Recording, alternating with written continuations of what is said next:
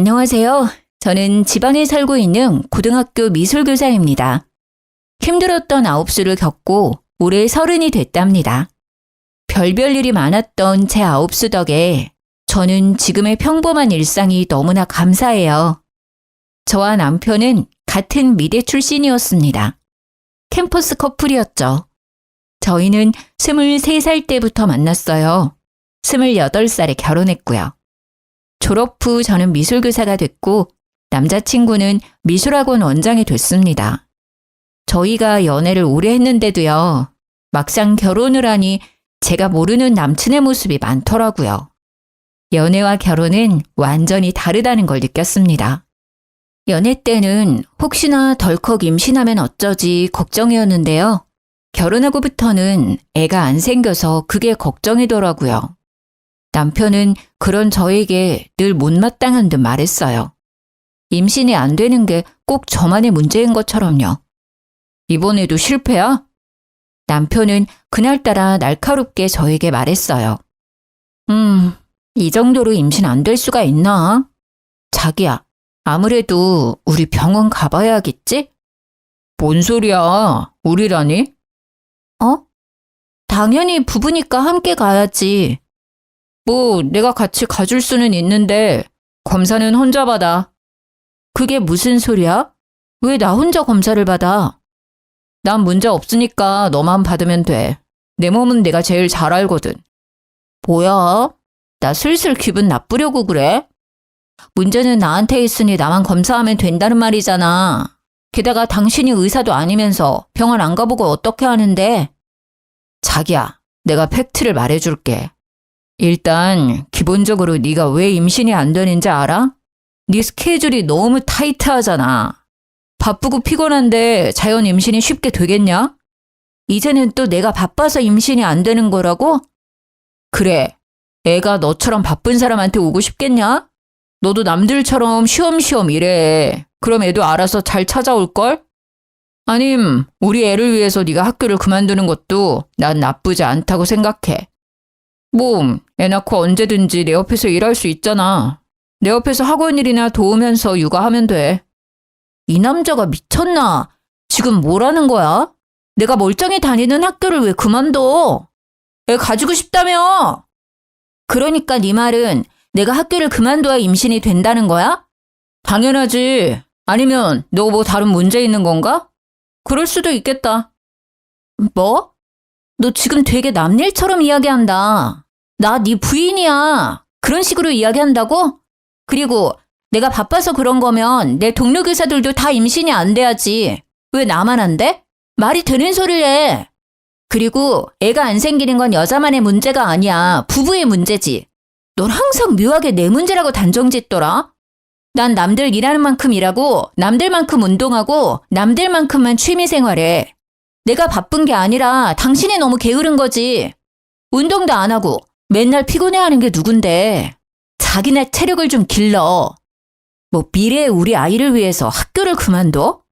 그게 어떻게 우리 아이를 위한 거야? 난 애 생각해서 정년 퇴직할 때까지 학교 다닐 건데? 야, 솔직히 말이야. 인정할 거는 인정하자. 공무원보다 학원 입시 가르치는 게 돈 더 많이 벌잖아. 요즘 교사는 예전 같지 않잖아. 애들도 학교보다 학원을 더 의지하고.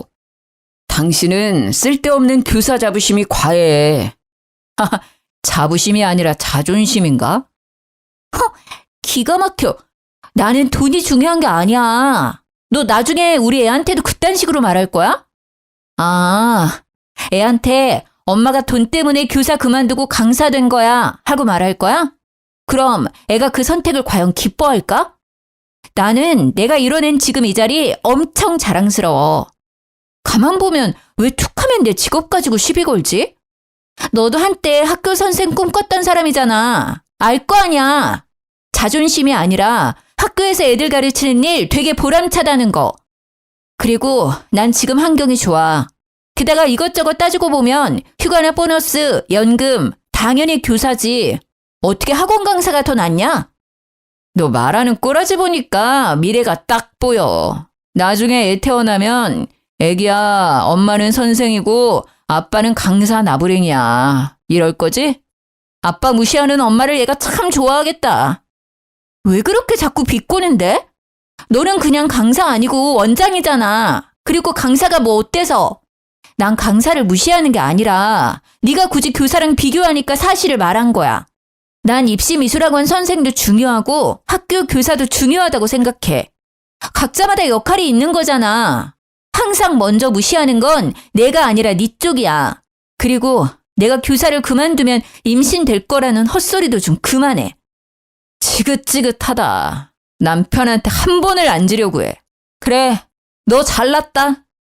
나야말로 지긋지긋하다. 너 말하는 거 들어보면 말이야. 임신에 대한 걱정을 하는 게 아니라 그냥 내가 교사인 게 마음에 안 드는 사람 같아. 그렇게 남편과 대판 싸웠는데요. 얼마 지나지 않아 시모가 전화가 왔어요. 연애 때는 그러지 않았는데 결혼하고부터는 무슨 일만 생기면요. 쪼르르 시모 찾아가서 이러더라고요. 얘, 너 또 우리 아들 무시했냐? 어머님, 제가 남편 무시한 게 아니라요. 넌 어디서 배운 버리장머리니? 어디 시엠이 말하는데 말을 잘라먹냐? 그리고 감히 귀한 우리 아들을 매번 무시해? 네가 그렇게 잘났냐? 제가 반응이 없자 시엄마는 소리를 지르더라고요. 대답 안 하냐? 귀가 먹었어? 네, 어머님, 듣고 있어요. 내가 항상 말하잖냐. 애 앞에서 그놈의 교사 자랑질 좀 그만하라고. 너 내 아들 임용고시 힘들게 준비하다가 포기한 거 그새 잊었냐? 그 시절 옆에 있던 네가 제일 잘 알면서 어떻게 부인이라는 게 남편 마음을 그렇게 못 헤아려. 아이고, 심성이 그렇게 나쁘니 애가 쉽게 생길 리가 있나. 아유, 애도 못 낳는 게 무슨 선생이라고 유세를 떨기는. 솔직히 말해서요. 남편은 제가 임용고시 준비할 동안 항상 놀러 다녔거든요. 제가 봤을 때 죽을 만큼 열심히 하진 않았단 말이에요. 오히려 힘들게 공부해서 선생 된 건 저예요. 그래서 더더욱 저는요. 제게 쉽게 선생 그만두라 말하는 남편에게 화가 났죠. 제가 얼마나 울면서 공부했었는지 제일 잘하는 사람이니까요. 어머님, 정말 무슨 말씀을 그렇게 섭섭하게 하세요. 아들만 중요하고 며느리는 안 중요하세요? 제 말은 들어보시지도 않으시군. 아니, 그이가 항상 저 때문에 임신 안 된다고 세상에 학교를 그만두라잖아요. 저도 힘들게 공부해서 붙은 거 어머니도 아시잖아요. 그런데 제가 어떻게 그 사람한테 좋게 말해요. 게다가 어머니께서도 지금 제 문제라고 단정 지으시는데요. 아직 저희 병원도 못 가봤어요. 저희 아직 검사도 안 했다고요. 저 혼자만의 문제가 아닐 수도 있어요. 무엇이라? 그럼 내 아들한테 문제가 있다 이거냐? 어디 네 하자를 하늘 같은 서방한테 덮어 씌우려 해? 아주 남편을 이겨먹으려고 하는 것도 모자라서 네가 시어머니까지 능욕하고 있구나. 어머님은 어떻게 장담하세요? 아직 검사도 안 받았는데 왜 저만 매번 구박하시냐고요. 저 이번에는 진짜 그이랑 같이 검사 받을 거예요. 그러니까 걱정 이제 그만하셔도 돼요. 남편하고 알아서 해결해 볼게요. 참나, 고집하고는. 검사 받았는데 네 문제가 아니면 내가 너한테 무릎 꿇고 사과하마. 그건 즉 그럴 일은 절대 없다는 거지. 남편은 자기가 왜 그런 검사를 받아야 하냐고 싫다 했어요. 싫어. 보나마나 네 문제인데 왜 나한테 그래. 너 자꾸 같은 말 반복하게 할래? 우리 부부 아니니? 부부가 같이 검사받는 게 맞는 거야. 그래야 누구 문제인지 알아내고 앞으로 어떻게 할지 의논하지. 그리고 밝혀내야 해. 그래야 어머님이 내게 사과할 거거든. 아유, 못 말려. 정확히 나한테 애도 못 낳는 게라고 하셨어. 그게 며느리한테 할 말이야? 난 꼭 사과 받을 거야. 웃기게도 남편은요. 그렇게 저랑 불같이 싸웠으면서요. 밤만 되면 정말 아무 일 없었다는 듯 저를 찾았습니다. 남편이 그러는데도 절대 애는 안 생기더라고요. 저는 남편이 매번 상처를 줘놓고 사과도 제대로 안 하니까요. 너무 서운하고 얄미워서 각방을 쓰자 했습니다. 뭐야, 붙지 마. 오늘부터 각방이야. 에이, 무슨 각방이야 또. 자기 그렇게 서운했어? 징그러워. 붙지 말라니까. 그러자 각방은 무슨 어떻게 해서든 제 옆에 꼭 붙더라고요. 싸울 때는 항상 저를 몰아붙여 놓고 밤만 되면 딴 사람이 되어 제 옆에 찰싹 붙는 남편이 너무 어이가 없었습니다. 저는 안 되겠다 싶어서 남동생을 집으로 불렀어요. 매영, 저 며칠만 신세 질게요. 그래 처남. 편하게 쉬다가. 남편은 남동생이 와서 당황한 눈치였어요. 남편은 떨떠름하게 알겠다 했죠. 역시 동생이 있으니 남편은 쉽게 제 옆에 오지를 못했죠. 거의 2주 동안 남동생이 버티고 안 가니까요. 남편은 미치려고 했어요. 자기야, 처남 좀 집에 가라고 해. 싫어. 난 내 동생 있으니까 심부름도 시킬 수 있고 너무 좋아. 심부름? 아니 내가 있는데 왜 동생이 필요해? 그냥 당신은 내 말 잘 안 들어주니까? 뭐 하면 되는데 나한테 다 시켜. 그럼 같이 병원 가서 검사 받자. 아씨, 또 그 얘기야? 어머니가 나한테 애도 못 낳는다고 막말하셨잖아. 나 평생 가슴속에 두고두고 간직하기를 바라는 거야? 아니 나보고 하자 있다는데 그 말이 쉽게 잊히겠어? 그 서름, 내 응어리 넌 몰라. 절대 쉽게 안 풀려. 내가 대신 미안하다. 미안하다고. 그러니까 처남 당장 보내. 그럼 당신도 미안해야지. 툭하면 어머님께 이르잖아. 그래, 미안하다고. 그니까 네 동생 빨리 가라 해. 검사는? 진짜 독하다, 독해. 받을게. 받으면 되잖아. 그렇게 남편은 제게 성의 없는 사과를 하고요. 저와 함께 병원에서 검사를 받았습니다. 물론 진심에서 우러나온 사과가 아니었지만요. 검사 결과요? 저는 나이에 비해 모든 게 건강했고요. 남편은 불임이었습니다. 제가 불임이라고요? 아니, 검사가 잘못된 거 아닌가요? 저는 너무나 건강한데요. 제가 아픈 건 아니었지만요. 막상 남편이 안 좋다니 마음 한구석이 되게 이상했어요. 그리고 우리는 아이를 쉽게 가질 수 없겠구나 싶었죠. 결과를 알게 된 제가 표정이 안 좋으니까요. 남편은 그동안 오해해서 미안했다고 싹싹 빌더라고요. 시모는 남편에게 듣고도 제게 사과를 안 하더군요. 그러다 시모는 제게 거의 애원하듯 부탁했습니다. 얘야, 다른 식구들한테는 말이다. 내 아들 불임인 거 절대 알리면 안 된다. 네 남편이 얼마나 미운이 안 살겠어. 내가 그동안 정말로 미안했다. 시모는 약속했던 무릎은 꿇지 않았어요. 영 시원찮은 사과였지만요. 그래도 사과는 받았기에 서운함이 수그러들더라고요. 제 남동생이랑 저는 나이 차이가 많이 나요.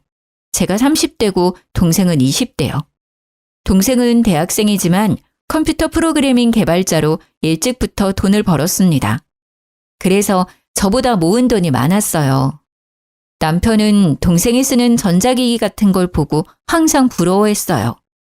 무선 헤드셋이나 노트북 같은 거요. 당연히 동생은 업무랑 관련된 거다 보니까 최고 사양인 것들만 썼죠. 그래서인지 남편은 툭 하면 말했어요. 저남 너무 경제 개념이 부족한 듯 싶어. 갑자기 무슨 소리야? 걔가 우리보다 경제에 빠삭한데? 자기가 몰라서 그래. 걔는 미국 경제까지 빠삭해. 그래?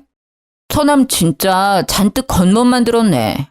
아니 지금 처남이 20대 초반이잖아. 어려서 너무 소비 자제도 못하는 것 같아. 저렇게 막 쓰고 다니면 어떻게 돈을 모으지? 내 동생이 언제 돈을 막 쓰고 다녔는데? 아니 보면 항상 전자제품이 다 바뀌어 있잖아. 자기는 둔해서 그런 거 몰랐지?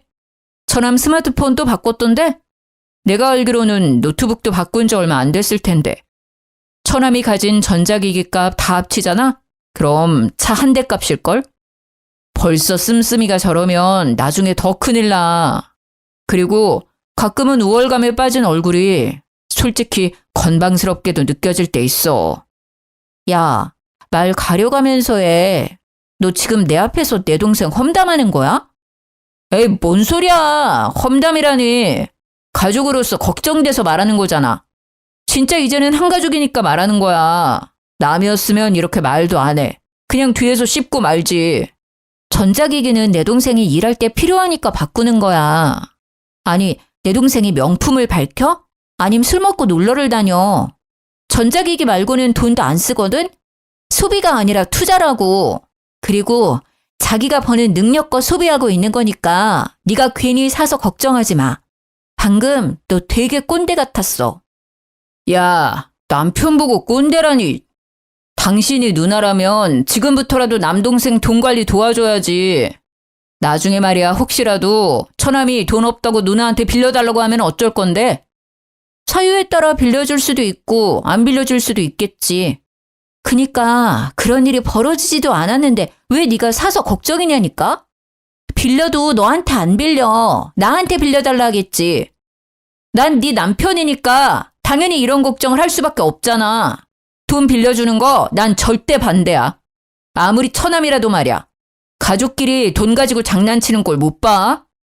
자기 되게 웃긴다. 내 동생 지금 아무것도 안 했는데? 왜 자꾸 만약의 상황을 만들어서 애를 후려쳐? 참나, 내가 또 언제 그랬다고. 항상 자기는 동생 얘기에 과하게 예민하더라. 당연하지. 내가 아들처럼 키운 동생이니까. 그렇게 너무 감싸고 돌지 마. 버릇 안 좋아져. 네가 그렇게 내 동생 은근히 욕하니까 나 갑자기 궁금하다. 그러는 너는 돈 관리 잘하고 있어? 사실 난 내 동생보다 자기가 더 걱정이거든. 내가 너 저축하는 것부터 한번 봐줄게. 뭔 소리야. 난 알아서 하지. 나이가 몇 갠데? 저는 당황하는 남편의 얼굴을 보자 속으로 웃음이 났어요. 왜 당신은 나한테 항상 숨겨? 숨기다니 뭘? 난 알아서 잘하고 있어. 그러니까 잘하고 있는 거 나한테 자랑 좀 해봐. 당신은 나 돈 관리 어떻게 하는지 안 궁금해? 우리는 애초에 생활비 각출해서 쓰기로 했고 나머지는 결혼 전에 터치 안 하기로 했었잖아. 부부끼리도 지켜야 할 선 있잖아. 터치 안 하기로 했으면서 갑자기 말 바꾸는 거야? 그러니까 부부끼리 지켜야 할 선 있는 것처럼 말이야. 남매도 그런 거야. 처남과 매형 사이는 더더욱 그런 거고. 앞으로 내 동생한테 신경 꺼. 나도 간섭 안 하는데 왜 당신이 내 동생을 터치를 하려 해? 남편은 그제서야 알았다고 입을 삐죽거렸죠. 물론 그 뒤로도요. 남편은 제 동생을 걱정하는 척하며 은근 험담을 했습니다. 그러다 남동생한테 문자가 왔어요. 누나, 좀 만날 수 있어? 그 문자는 평소랑 사뭇 다른 분위기였어요. 사람의 감이라는 건 참 웃겨요. 저는 무슨 일이 일어났다는 걸 단번에 알아챘죠. 뭔 일이야? 빨리 말해. 너 때문에 학교에서 아주 궁금해 죽는 줄. 누나, 잠시만 마음의 준비를 좀 해봐. 무슨 말을 하려고 그렇게 뜸들여? 마음의 준비씩이나 해야 해? 근데 마음의 준비는 네가 해야 하는 거야? 아님 내가 해야 하는 거야? 누나가. 아니, 우리 둘 다 해야겠다. 남동생은요. 시간이 한참 흘렀는데도 입을 못 대더라고요. 누나, 요새 어때? 건강하지? 나? 건강하지. 그래? 그러면 매형은? 매형?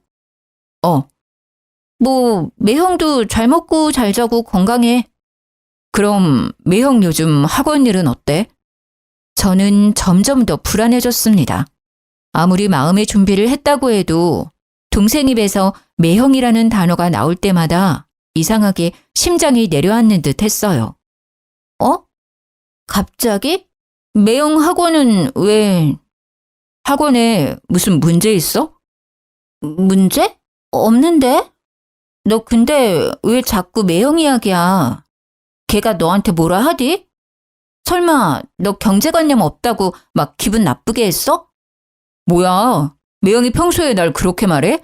경제관념 없다고? 매형 참 웃기네. 아니야, 매형은 친형처럼 그냥 걱정하는 거지. 모르겠다. 사실은 질투도 좀 섞여 있는 것 같아. 너 나이에 비해 돈 많이 벌잖아. 처남이 자기보다 능력 좋으니 신경 쓰이겠지. 매형은 됐고 누나 진짜 건강한 거 맞지? 혹시 나한테 말 못할 고민 같은 거 없지? 없어. 건강하다니까. 야, 나 슬슬 불안하거든? 빨리 얘기해주면 안 돼? 저는 보통 일은 아닐 거라 예상했어요. 동생의 얼굴에는 수심이 가득했죠. 실은 누나, 매형이 나한테 돈 빌렸어. 한 번 아니고 여러 번. 근데 빌리기만 하고 갚을 생각을 전혀 안 하시네. 돈은 천천히 받아도 돼. 근데 누나한테는 말해야 할 듯 싶어서. 게다가 뭐? 아니 이런 미친 인간, 너한테 돈을 빌려? 왜 빌려줬어? 게다가 뭐? 누나 시험관 시술 말이야. 어? 시험관 시술이라니? 저는 제가 잘못 들은 줄 알았어요. 괜찮은 거 맞아? 나한테는 힘든 티 내도 돼. 뭔 소리야 그게. 역시 긴가민가 했는데 그것도 아니지? 매형 진짜 안 되겠네. 무슨 그런 거짓말을. 아, 설마. 매형이 누나 불임이라던데 아니지? 아니, 아니지. 근데 뭐 불임은 맞기는 해. 나 말고 네 매형이 불임이래. 그건 또 그거대로 충격이네. 아무튼 매형이 나한테 빌린 돈 말고도 여러 번 돈 받아갔어. 누나 병원비로 쓴다고. 뭐? 그건 또 뭔 소리래? 누나 시험관 시술 준비한다잖아. 그 소리에 내가 어떻게 돈을 안 줘. 나 놀라서 혼자 얼마나 울었는데 다 거짓말이었다니. 진작 누나한테 물어볼걸. 누나 힘들까봐 못 물어봤었거든. 매형은 어쩜 그런 거짓말을 눈 깜빡 안 하고 치지? 나 좀 소름 돋는다. 누나가 티는 안 내도 매일 주사 맞고 힘들어한다 했거든. 그리고 누나 불쌍하니까 아는 척하지 말라고 그랬어. 돈 주면서도 한편으로는 찜찜하고 이상했거든. 근데 처음에는 슬퍼서 판단력이 흐려졌었어. 그러다 해맑은 누나 얼굴 보는데 바로 정신이 들더라. 병원 다니는 사람처럼 안 보였으니까. 도대체 너한테 돈을 얼마나 뜯어간 거야? 아니 걔는 돈을 다 어디 쓴 거야? 아, 내가 대신 미안해. 매형 학원도 문제 없다며. 그럼 내 생각인데 매형 아마 코인이나 주식하는 것 같아. 나한테 엄청 자주 이야기했었거든. 코인이랑 주식하면 자기 추천 좀 해달라고 말이야. 미안해. 진짜 미안해. 누나가 진짜 면목이 없다. 너네 매형, 아니 그놈이 이때까지 너한테 받아간 돈 얼마인지 말해줘. 누나가 당장 돈 보내줄게. 아니야. 누나가 왜? 주더라도 매형이 줘야지. 근데 사람이 무슨 거짓말을 해도 그런 거짓말을 하냐? 저는 동생에게 너무 미안했어요. 빌린 돈이 합치면요.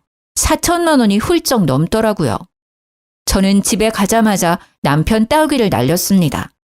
라면을 먹고 있던 남편은 자리에서 벌떡 일어났죠. 야, 너 드디어 돌았냐?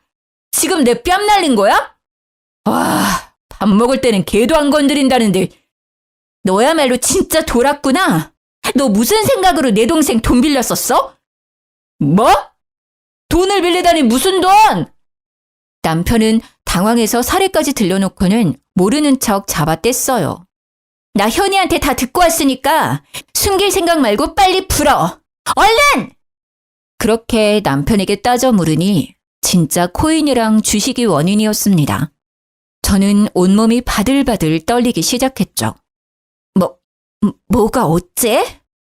너 진짜 미쳤지? 그래놓고 이때까지 내 동생 씀씀이를 운운한 거야? 감히 처남돈으로 장난질해? 그리고 뭐? 나 시험관 시술한다고? 참나, 그때 아기 안 낳기로 마무리했었잖아. 그런 식으로 거짓말하면 재밌니? 재밌어? 미안해. 내가 입이 10개라도 할 말이 없다. 근데 말이야, 처남은 나한테 그 정도 빌려줘도 아무 문제 없잖아. 돈 많지 않아? 여유가 되니까 맨날 과소비하는 거잖아. 누나네 가족 좀 도와주면 덧나냐? 입이 10개라도 할 말이 없으면 다물어. 다물라고! 아니 이 인간이 아직 정신 못 차렸네. 너 당장 내 동생한테 빌린 돈 이자까지 쳐서 입금해. 지금 당장? 못해. 왜 못해? 없으니까. 나 진짜 지금 돈 없어. 뭐? 그게 무슨 소리야? 이미 남편의 수중에는 남은 돈이 없었습니다. 남편은 그동안 미술학원 하면서 모은 돈은 물론 젊을 때부터 알바하면서 모았던 돈을 다 쓴 상태였어요.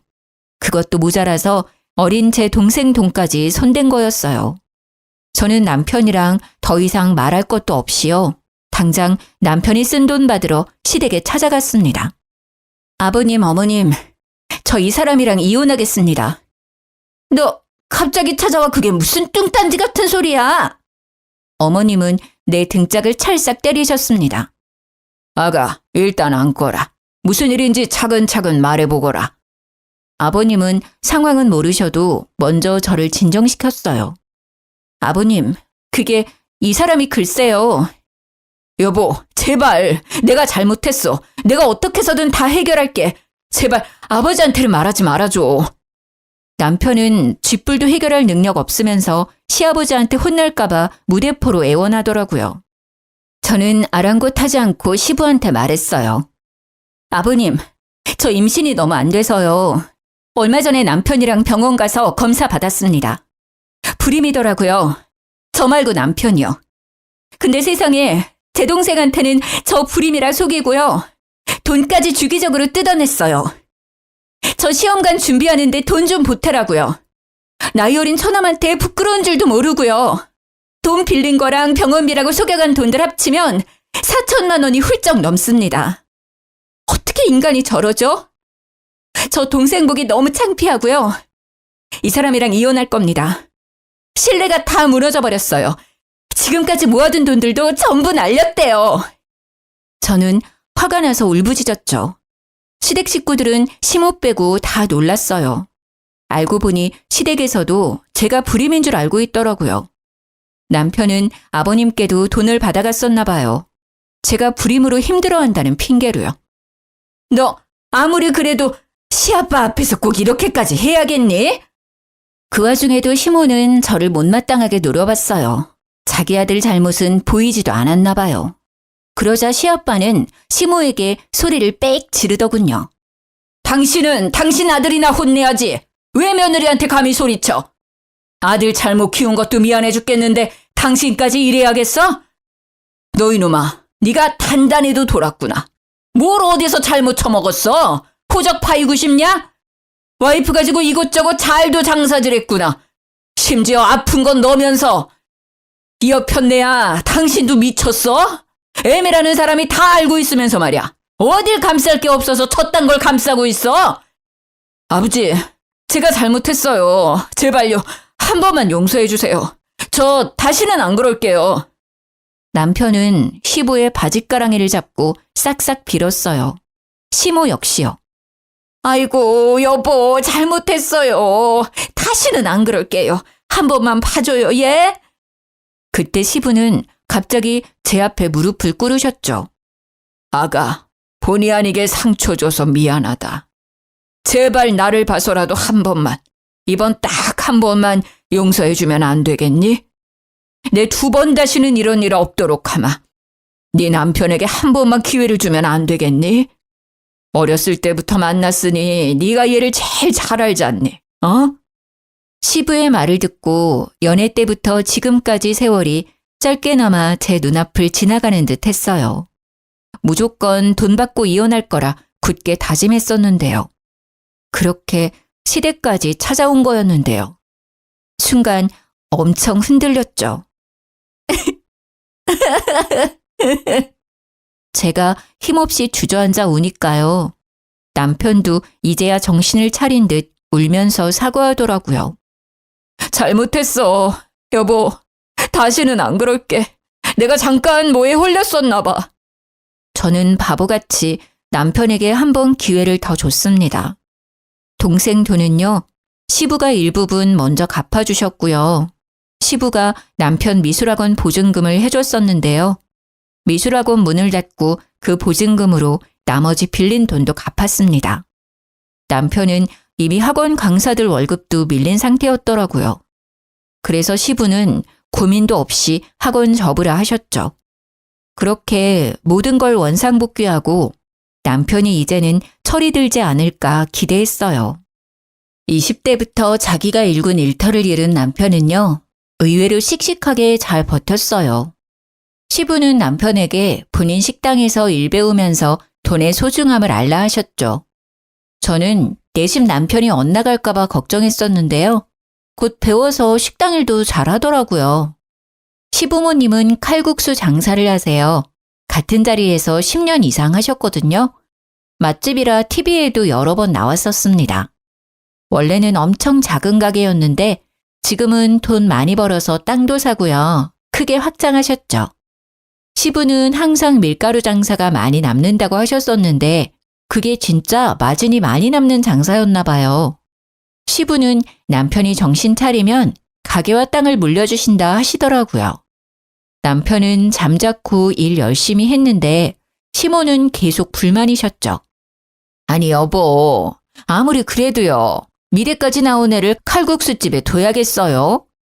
미대 나온 게 대수야? 새아가처럼 임용이라도 붙어서 선생이라도 됐으면 몰라. 사고나 치고. 에휴, 또 그 소리야. 됐어요. 내가 말을 말지.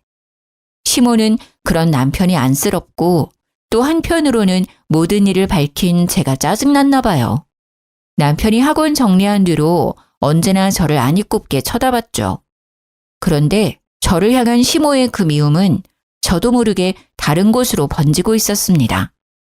진아, 엄마야. 엄마야? 핸드폰은 어쩌시고 무슨 번호야?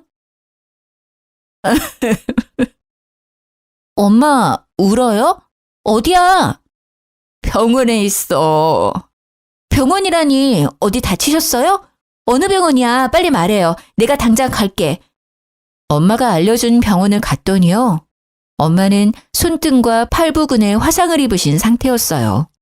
속상한 마음에 저는 그러면 안 되지만 엄마께 신경질을 내버렸죠. 조심 좀 하지 그랬어. 아니 뭐 하다가 이렇게 다친 거야. 엄마는 조용히 흐느끼셨어요. 처음에는 화상 때문에 놀라서 우시는 줄 알았는데요. 저는 엄마가 하는 말에 그만 얼어붙고 말았어요. 우리 딸, 못난 엄마 때문에 이혼하면 어째? 엄마가 미안해서 어째? 아, 지금 이 상황이 설마 나 때문에 벌어진 걸까 싶었죠. 아니나 다를까 제가 문제였어요. 아니, 정확히 말하자면 시댁이요. 저는 우시는 친정엄마를 겨우 진정시키고요. 마침내 진실을 알게 됐습니다.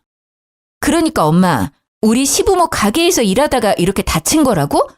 엄마가 그 가게에서 왜 일해? 몇 달 전에 네 시엄마가 전화가 왔어. 너 불임이라고. 애도 못 낳는데 이혼시키고 싶다더라.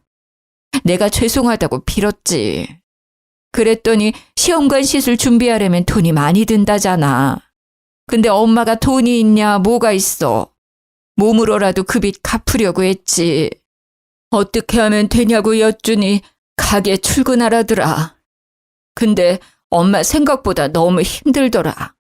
새벽부터 밤새 종일 일하고 칼국수 한 그릇만 먹으니 배도 엄청 고프고 서러웠어. 시아빠는 일주일에 3번 쉬거든요. 알고 보니 시모는요. 시부가 일 쉬는 날에 엄마를 불러서 일을 시킨 거예요. 무급으로 종일 일을 시켰다네요. 식사는 저녁에 칼국수 한 그릇 주고요. 엄마 말을 들어보니 남편이 가게로 온 뒤부터 엄마도 일을 시작했대요. 시모도 방관한 남편도 너무 화가 났습니다. 사돈, 설거지 좀 똑바로 해요. 네, 사돈 죄송해요. 사돈, 김치 맛이 왜 이래? 누구 장사 망칠 일 있어요? 아이고, 네, 죄송합니다, 사돈. 시모는 엄마를 어려워하지도 않고요. 설거지에 서빙, 청소까지 야무지게 시켰다네요. 출근하면 김치까지 혼자 담그게 했답니다. 게다가 나중에는 호칭도 사돈이라고도 안 불렀대요. 그런 모욕감과 수치심을 견디면서까지 왜 친정엄마께서 바보같이 당했냐고요? 시모가 제가 불임이라 친정엄마를 속였으니까요. 게다가 남편도 그 거짓말을 거들었다네요. 장모님, 처남이 돈 사고를 쳐서요. 제가 수습했어요. 저 미술학원 접은 거요. 사실 처남 도와주다가 그렇게 됐습니다. 아이고 미안해서 어쩌나. 미안해. 내가 정말 미안해. 엄마는 또 아무것도 모르신 채로 남편에게 사죄했다네요. 그렇게 저와 이혼 안 하는 조건으로요. 엄마는 시댁 식당 일을 열심히 도왔던 겁니다. 사돈, 아니 시연엄마, 얼른 손님께 무릎 꿇어요. 하마터면 크게 다칠 뻔했잖아요. 이 뜨거운 걸 조심하지 않고. 정말 죄송합니다. 죽을 죄를 지었네요. 죄송합니다. 제가 눈이 잘 안 보이는 데다가 갑자기 빈혈기가 돌아서요. 조용히 하고 얼른 사과나 하세요. 아니요, 사장님, 저는 괜찮으니 그쯤 해주세요. 어머님, 괜찮으세요? 어머, 손 많이 다치신 것 같아요. 어떡해요? 병원에 빨리 가보세요. 시무가 난리치자 오히려 손님이 엄마 걱정을 더 해주셨대요. 아니 진짜 딸내미는 둬서 뭐해요? 아니 선생이면 뭐해? 애꾸는 엄마 눈도 안 고쳐주고 남의 장사 다 말아먹을 일 있나? 저희 친정엄마께서는요. 후천적인 이유로 한쪽 시력을 잃으신 상태거든요. 그래서 가끔 중심 잃을 때가 있으세요. 때문에 식당이라는 건 매우 위험합니다. 남편도 당연히 그 사실을 알고 있었고요. 안 그래도 엄마는 눈이 불편한데 하루 종일 굶기고 일을 시키니 빈혈까지 생겨서 사고가 난 거예요. 서빙하다가 그만 중심을 잃어버린 거죠. 그러면서도 엄마는 손님한테 피해갈까 봐요. 그대로 자기 품에 칼국수를 부은 거예요.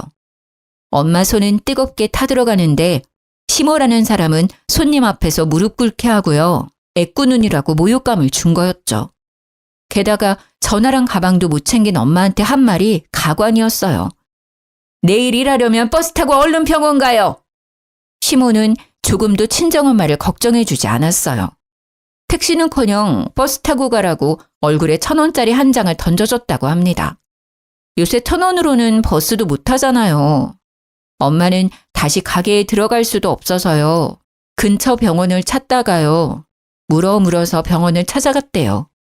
그렇게 화상 입은 상태로 1시간 정도 헤맸다더라고요. 그 와중에도 저랑 제 동생 생각에 세상이 무너진 마음이셨대요. 저는 몰상식한 시무와 모든 걸 방관한 남편에게 참을 수 없는 분노를 느꼈습니다. 저는 엄청 큰 보온병에요. 물을 가득 담아서 시부모 가게에 찾아갔습니다. 보온병을 들고서는 소리를 고래고래 질렀죠. 당신들 오늘 다 죽는 거야! 그러자 주방에서 시모와 남편이 뛰어나왔어요. 시부는 카운터에 서서 왜 그러냐고 저를 말리셨죠. 저는 아랑곳하지 않고 보온병 뚜껑을 열어서 시모와 남편에게 뿌리려고 다가갔어요. 그러자 시모랑 남편은 놀라서는 잘못했다고 무릎 꿇고 빌었습니다. 아, 잘못한 건 알아? 감히 우리 엄마한테 그따위 취급을 해? 어떻게 인간이 그래? 얘야, 무슨 일이냐? 부디 진정하고 말해보렴. 무슨 일이냐고요? 아버님, 기가 막혀서 도저히 제 입으로는 말 못하겠네요. 그때 이혼했었어야 해요. 이 미친 인간들이 제 친정엄마께 어떻게 한 줄 아세요? 야, 네가 직접 말해. 니들이 직접 말하라고. 내가 왜 왔는지 잘 알 거 아냐? 시모와 남편은 쭈뼛거리며 이때까지 있었던 일을 말했죠. 시부도 충격을 받았는지 잠시 휘청이셨습니다. 어머니, 아니 아줌마, 우리 엄마한테 애꾸눈이라 한 건 왜 빼요? 화상 입었는데 병원 가라고 얼굴에 1,000원 던졌다며. 온종일 일 시켜놓고는 일당으로 칼국수 한 그릇 줬다며. 내가 우스워? 우리 집이 그렇게 우스워? 니들이 뭐가 그렇게 잘났길래 우리 엄마 가슴에 상처를 줘? 저는 보온병을 열어서 남편이랑 시모에게 그대로 콸콸 부었습니다. 남편과 시모는 각기 다른 짧은 비명을 질렀죠. 당연히 보온병에 챙겨갔지만 끓는 물은 아니었어요. 정신 차리라고 얼음물을 챙겨왔었죠. 시모는 그게 뜨거운 물이 아닌 걸 알고는요. 곧바로 일어서서 저보고 정신 나갔냐고 뺨까지 때리더라고요. 또 머리채를 잡으려고 해서 저는 시모를 거칠게 밀쳐냈습니다. 시모와 남편은 여전히 반성은 없는 듯했죠. 남편은 제 보온병을 낚아채서 던지며 씩씩거리더군요. 시부는 그 광경에요. 조용히 저를 말리시며 말하셨습니다. 아가, 잠시 기다려봐라. 저런 미친 것들은 내가 처리하마. 너네는 진짜 뜨거운 맛을 봐야 해.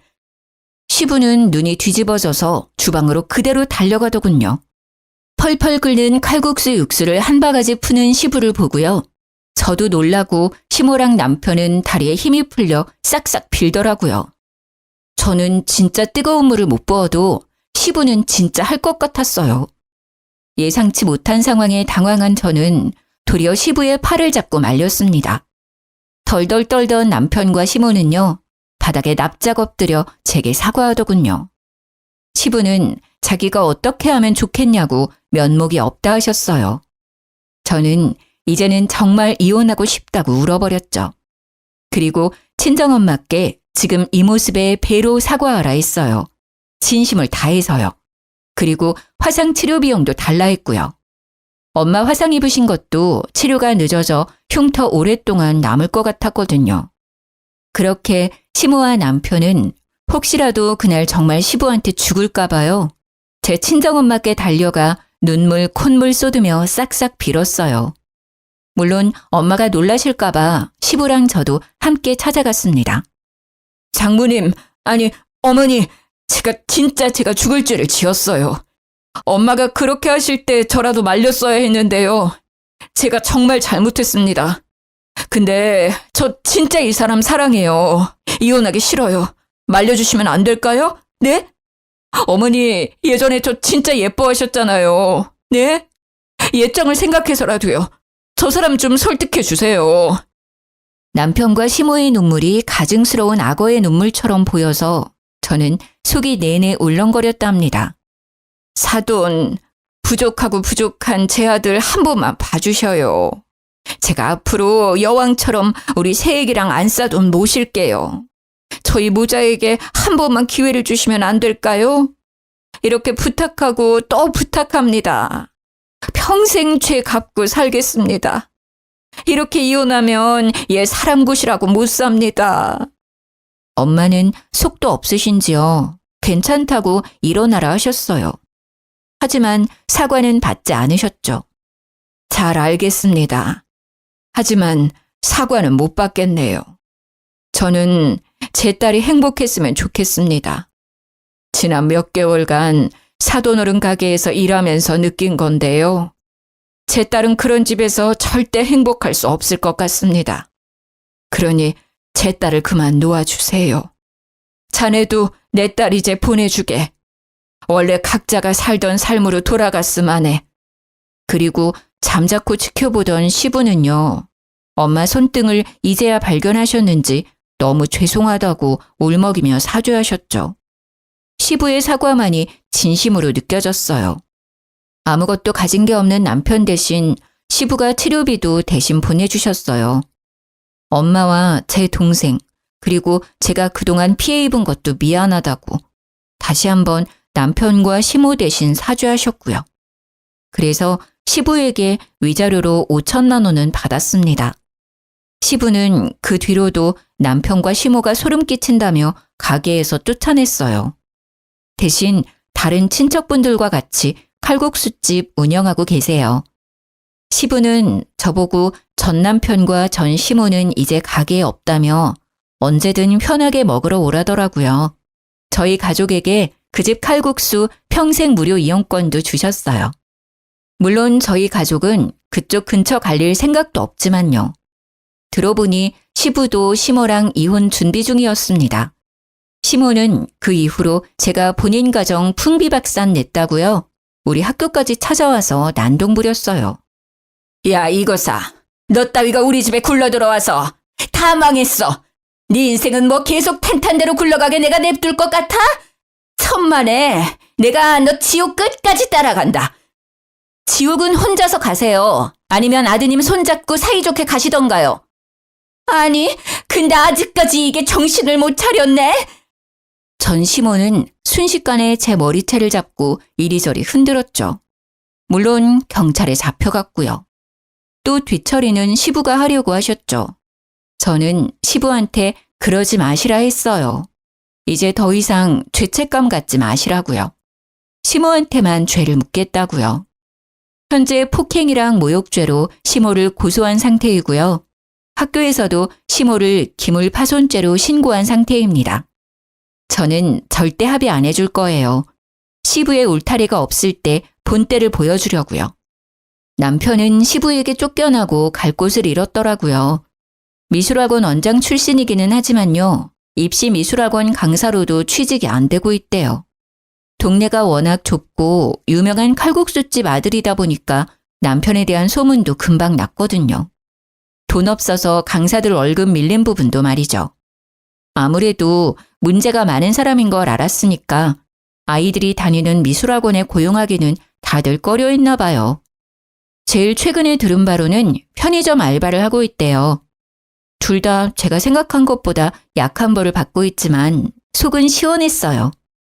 그리고 전 남편이 또 제 소문을 말도 안 되게 낼지 모르니 특단의 조치를 취했죠. 대놓고는 아니지만 슬쩍 대학 동기들에게 남편이 불임이었다고 흘렸어요. 시모가 제 학교에 와서 난동부려 조금은 창피하지만 학교도 어차피 내년이면 곧 옮기기 때문에 상관없어요. 내년에는 이 동네를 벗어나서 새로운 곳에서 새 출발할 거예요. 지금 돌이켜 생각해보니까요. 하늘에서 일부러 제게 아이를 보내지 않았던 건가 싶네요. 남편에게서 빨리 도망칠 수 있도록 말이에요. 연애를 오래 했다고 해서